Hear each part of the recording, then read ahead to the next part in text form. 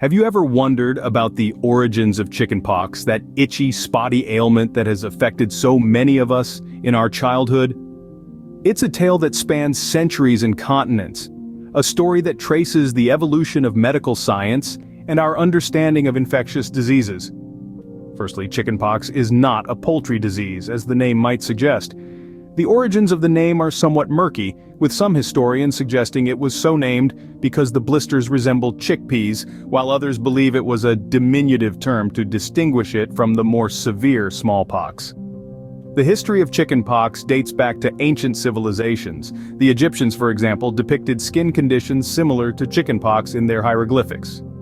However, the first concrete medical description of chickenpox didn't come until the 16th century, when an Italian physician named Giovanni Filippo noted the distinct characteristics of the disease. In the 17th century, English physician Richard Morton was the first to distinguish chickenpox from smallpox, two diseases that were often conflated due to their similar symptoms.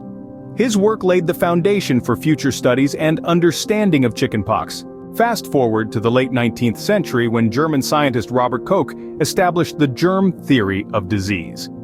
This revolutionary idea paved the way for the identification of the varicella-zoster virus, the culprit behind chickenpox in the early 20th century. The impact of chickenpox on children has been significant throughout history. Before the advent of a vaccine, virtually every child contracted the disease, usually with mild symptoms but occasionally with severe complications. The itchiness, fever, and malaise associated with chickenpox are all too familiar to those who experienced it in their youth. The turning point in the history of chickenpox came in the mid-20th century with the development of the chickenpox vaccine. American physician Mikiaki Takahashi developed it in the 1970s, and it was introduced to the general public in Japan and Korea in the 1980s. The United States followed suit in the mid-1990s, leading to a dramatic decline in chickenpox cases and virtually eliminating severe complications. In summary, the history of chickenpox is a journey from ancient civilization's rudimentary understanding of the disease to the sophisticated medical knowledge and interventions we have today. From its first medical descriptions in the 16th century, through the identification of the varicella-zoster virus in the early 20th century, to the development and widespread use of a vaccine in the late 20th century, the story of chickenpox is a testament to the progress of medical science.